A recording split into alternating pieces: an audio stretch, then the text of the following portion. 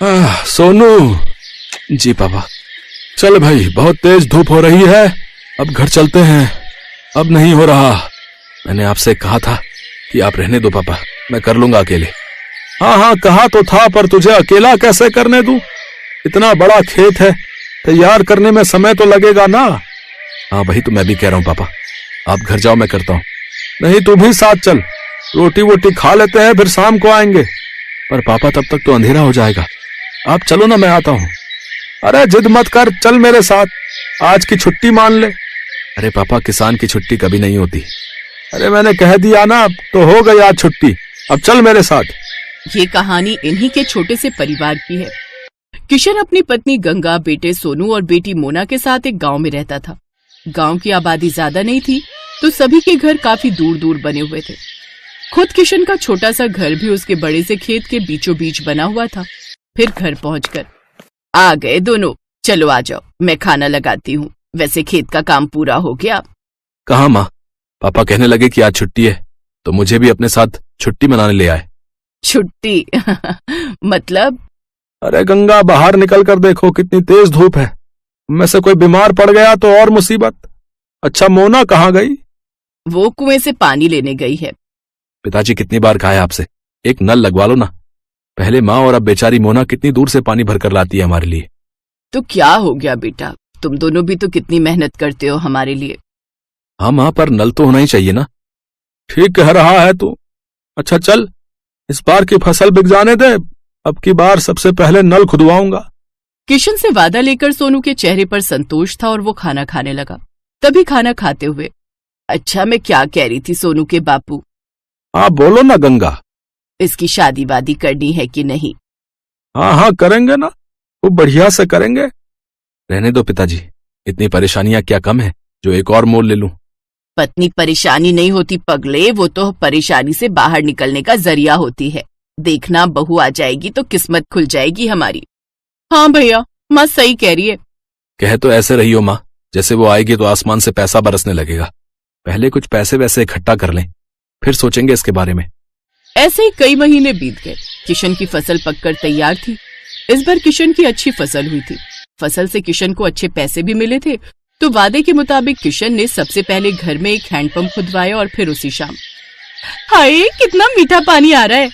सोनू के बापू, ये काम आपने अच्छा कर दिया। अब सुनो, इससे पहले कि कोई और बड़ा खर्चा आए, सोनू का ब्याह भी कर दो और उसके लिए कमरा भी बनवा दो। ना माँ, अभी तो। चुप कर, तूने कहा था ना कि पहले नल फिर बहू। ले, अब लग गया नल, अब तू कुछ नहीं बोलेगा। माँ की बात सुनकर सोनू चुप हो गया। फिर उस दिन से ही गंगा और किशन ने सोनू के लिए लड़की देखना शुरू कर दिया। और फिर क्या हुआ माँ, बात बनी? हाँ बन गई भाई, मुझे तो लड़की बहुत अच्छी लगी। राधिका नाम है उसका, पढ़ने लिखने में बहुत तेज है। पर क्या माँ? उसके बाबा की तबीयत सही नहीं रहती, माँ है नहीं, लेकिन मुझे तो बहुत अच्छी लगी। देखने में भी बड़ी प्यारी है। हाँ, और मुझे तो बहुत समझदार भी लगी। हम तो हाँ कर आए हैं, अब तो शादी की तैयारी करो भाई। कुछ दिनों के बाद सोनू की शादी राधिका से हो गई। राधिका ने ससुराल आते ही घर का सारा काम संभाल लिया। इस छोटे से परिवार में खुशियां ही खुशियां थी। फिर एक दिन, माँ जी, अपना गांव तो बहुत छोटा है, यहाँ तो कुछ ही घर दिखते हैं। हाँ बेटा, शुरू से ऐसा ही है ये गांव। राम राम सबसे है, लेकिन किसी से कोई ज्यादा मतलब रखता नहीं है। सब अपनी अपनी खेती करते हैं और खुश रहते हैं। माँ जी, हाईवे कहाँ को जाता है? दिल्ली की तरफ जाता है बिटिया। आप कभी गई हो दिल्ली? हाँ, एक बार तेरे बापू ले गए थे मेरे इलाज के लिए। बहुत चौड़ी सड़क है भाई, बस वाले ने सर भगा दी बस। इसका मतलब दिल्ली ज्यादा दूर नहीं है यहाँ से। हाँ, पर तू क्यों पूछ रही है? नहीं नहीं, कुछ नहीं, बस ऐसे ही। गंगा समझ नहीं पा रही थी कि राधिका के मन में क्या खिचड़ी पक रही थी। ऐसे ही वक्त बीतता गया। फिर एक दिन किशन और सोनू सिर पकड़े बैठे थे, तभी राधिका चाय लेकर आई। क्या हुआ पापा, कोई परेशानी है क्या? हाँ बेटी, इस बार बड़ी विपत्ति आन पड़ी है। अब की बार बारिश बहुत कम हुई है, सारी फसल सूखने लगी है। बेचारा सोनू नल से बाल्टी भर भर कर फसल सींच रहा है, ताकि हमारे परिवार के लायक तो कम से कम अनाज निकल ही आए। पर पिछले साल तो खूब बारिश हुई थी। हाँ राधिका, तब इतनी बारिश हुई थी कि आधी फसल गल गई थी। खेती किसानी की यही समस्या है, बारिश कम हो तो दिक्कत और ज्यादा हो जाए तो दिक्कत। भगवान जाने क्या होगा आगे। मोना की शादी भी तो करनी है और जब पैसे ही नहीं जुड़ेंगे तो फिर कैसे होगा सब। भरोसा रखो गंगा, सब ठीक हो जाएगा। अपने परिवार को परेशान देख राधिका भी दुखी हो गई। वो अब अपने परिवार की मदद करने के बारे में सोचने लगी और फिर, पापा एक बात कहनी थी आपसे। हाँ बेटा बोलना, क्या बात है? मोना की शादी के लिए कितने पैसे चाहिए आपको? क्यों, ऐसा क्यों पूछ रही है बेटी? बताइए ना पहले। कम से कम 5 लाख तो होने ही चाहिए। 3 के आसपास तो जमा है बैंक में, लेकिन 2 लाख का इंतजाम कैसे होगा पता नहीं। मेरे पास एक उपाय है, अगर आप लोगों को ठीक लगे तो। हाँ हाँ बोलो ना राधिका। देखिए, आजकल ना ये शहर वालों को फार्म हाउस वेडिंग और फार्म हाउस पार्टी का बड़ा चस्का है। हमारा खेत हाईवे से लगा हुआ है, दिल्ली भी दूर नहीं है, तो बस हमें हाईवे से खेत तक का रास्ता ठीक करना है, लकड़ी से खेत की बाउंड्री करनी है और कुछ चारपाइयां और सजावट का काम करना है और एक अच्छा सा नाम सोचकर एक बोर्ड लगाना है। बेटा मुझे तेरी बात कुछ कुछ समझ में आ रही है, इस सब के लिए पैसे कहाँ से आएंगे? वो 3 लाख रुपए हमारे काम आएंगे और अगर धंधा चल निकला तो मोना की शादी हम धूमधाम से करेंगे। मुझे भी ये आइडिया बढ़िया लग रहा है। अगले ही दिन से पूरा परिवार राधिका के कहने पर काम में जुट गया। हाईवे से लेकर खेत तक बढ़िया टाइलें लगा दी गई, लकड़ियों से खेत की 4 दीवारी कर दी गई और फिर खेत अच्छे से साफ कर उसमें घास उगाकर जगह जगह सुंदर चारपाइयां लगा दी गई। फिर खेत के बीचों बीच एक सुंदर और बड़ी सी खुली झोपड़ी बनाई गई। पूरे परिवार ने जमकर मेहनत की। फिर अगले ही दिन, हेलो, मेरा नाम राहुल है, मैं दिल्ली से आया हूँ। ये रिजॉर्ट पहली बार देखा, क्या परसों शाम के लिए स्पेस अवेलेबल है? हाँ हाँ जी बिल्कुल। क्या फंक्शन है? मेरे बेटे का बर्थडे है, केटरिंग मैं खुद देख लूंगा, बस मुझे ये जगह अच्छी लगी। मेरा बजट 20,000 का है, बोलिए आपको चलेगा? जी हाँ बिल्कुल। थैंक यू सो मच, ये लीजिए 10,000 रुपए एडवांस। राधिका का प्लान काम कर रहा था। 2 दिन बाद राहुल ने अपने बच्चे का बर्थडे खूब अच्छे से मनाया। राधिका और उसके परिवार ने पूरे खेत को गुब्बारों और रोशनी से सजाया था। ऐसे ही धीरे धीरे लोगों को गंगा के रिजॉर्ट के बारे में पता चलता गया और लोग आते गए। अब तो राधिका और उसके परिवार को काम से फुर्सत नहीं थी। फिर ठीक 2 साल बाद, भैया खाना जल्दी लगाओ, बारात आने वाली है। जी मैडम, अभी लगाता हूँ। ओहो, मोना तैयार हुई कि नहीं? मोना मोना आ जाओ भाई। देख रही है राधिका अपनी ननद को? हाँ माँ, परी से कम नहीं लग रही है।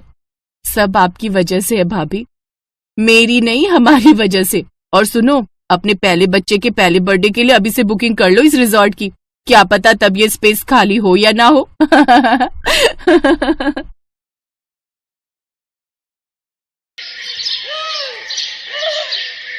विदाई के वक्त सिमरन अपने पिता से लिपट कर खूब रोती है। बाबा बाबा, मुझे आपकी बहुत याद आएगी, अब मैं कैसे रहूंगी आपके बिना।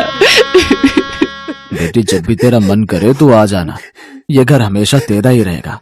जा बेटी, अब अपनी माँ से भी मिल ले। माँ, मुझे आपने जो भी प्यार दिया उसके लिए शुक्रिया। अब ज्यादा ड्रामे मत दिखाओ और अब जा यहाँ से। ये कहकर रमोला उसे धक्का देते है कि तभी उसका पति नैतिक उसे संभाल लेता है। क्या हुआ, तुम गिर कैसे गई? वो लहंगा पैर में अटक गया था, बस इसी वजह से। फिर सिमरन अपने मन में सोचती है, अच्छा हुआ माँ को धक्का देते हुए किसी ने नहीं देखा। मैं हमेशा माँ के प्यार के लिए तरसती रही, लेकिन उन्होंने मुझे कभी प्यार नहीं दिया। फिर सिमरन ब्याह कर घर आ जाती है। उसकी सास ने उसके स्वागत में गुलाब के फूल बिछाए होते हैं। साथ ही वो बड़े प्यार से उनकी आरती उतारती है और गिफ्ट में उसे सोने का हार देती है। ये ले मेरी प्यारी बहू, तेरा सगुन। बहू, अब से ये घर तेरा है और हम सब भी। तुझे कुछ भी चाहिए होगा या किसी काम में मदद चाहिए हो तो हमें कहना। अच्छा, अब तुम दोनों थक गए होंगे, थोड़ी देर आराम कर लो, बाकी की रस्में फिर करेंगे। शुक्रिया माँ जी। सिमरन नैतिक के साथ कमरे में चली जाती है और आराम करती है। फिर दिन के 1 बजे उसकी नींद खुलती है। ओह गॉड, कितनी देर हो गई, मेरी पहली रसोई की रस्म भी अभी बाकी थी। माँ जी तो बहुत गुस्सा करेंगी। सिमरन जल्दी से बाथरूम की तरफ जाती है, लेकिन बाथरूम से नहाकर निकल रहा नैतिक सिमरन से टकरा जाता है और सिमरन फिर गिरने वाली थी कि तभी वो उसे संभाल लेता है।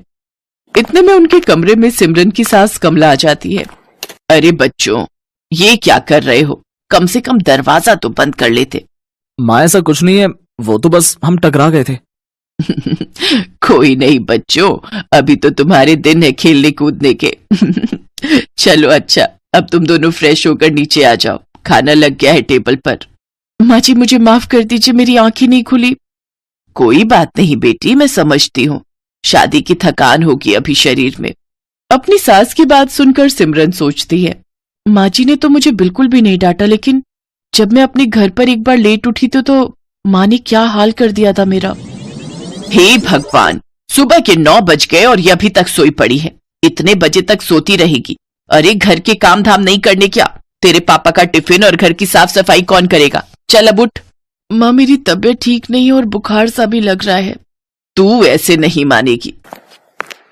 रमोला बस भी करो, आखिर तुम कितना कठोर बनोगी मेरी बेटी के साथ। मैं जानता हूं कि तुमने उसे जन्म नहीं दिया, लेकिन कभी तो उस पर झूठी ममता दिखा दिया करो। आप चुप रहिए जी, मैं जो कर रही हूँ इसकी भलाई के लिए कर रही हूँ। कल को ये ससुराल जाएगी, वहां बीमार होगी तो क्या वो इसका बहाना सुनेंगे? नहीं ना, अभी से इसे तैयार कर रही हूँ।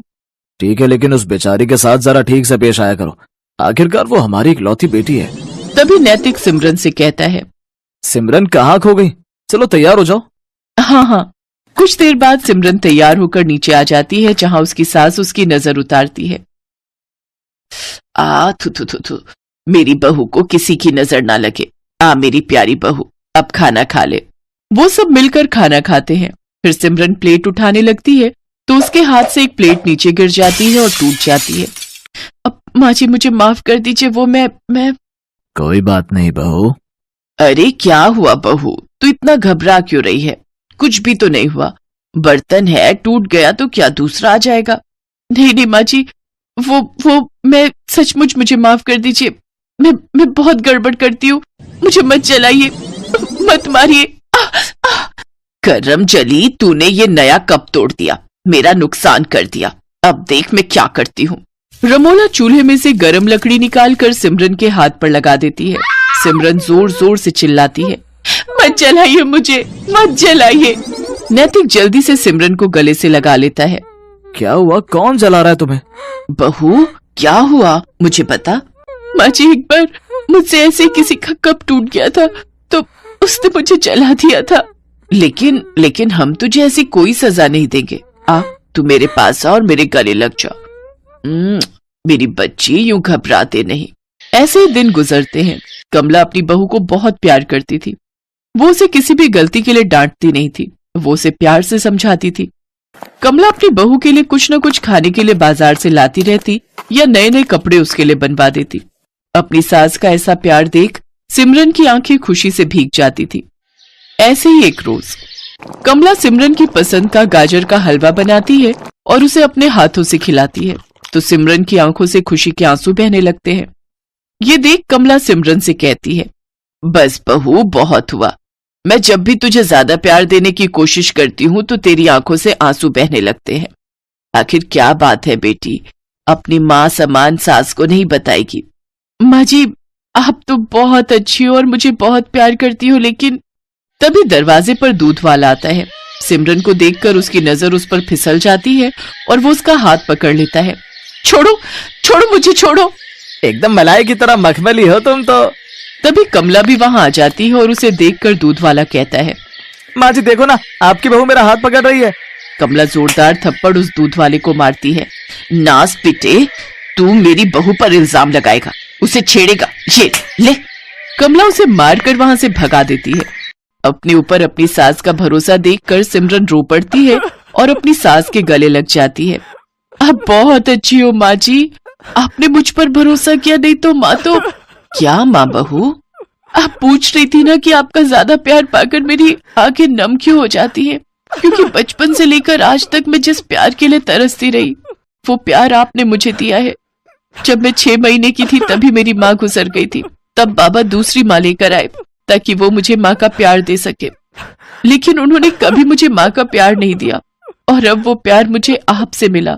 जैसे आज दूध वाले ने हरकत की, ऐसे एक बार मेरे यहाँ के दूध वाले ने मेरे साथ की थी, लेकिन माँ ने उसे गलत ठहराने की जगह मुझे ही गलत समझा था।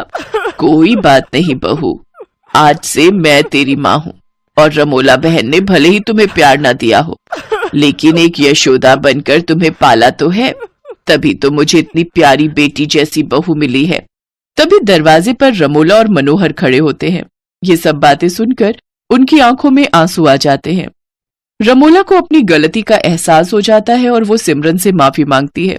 उस दिन के बाद सिमरन को अपनी सौतेली माँ और सास दोनों से बहुत प्यार मिलता है।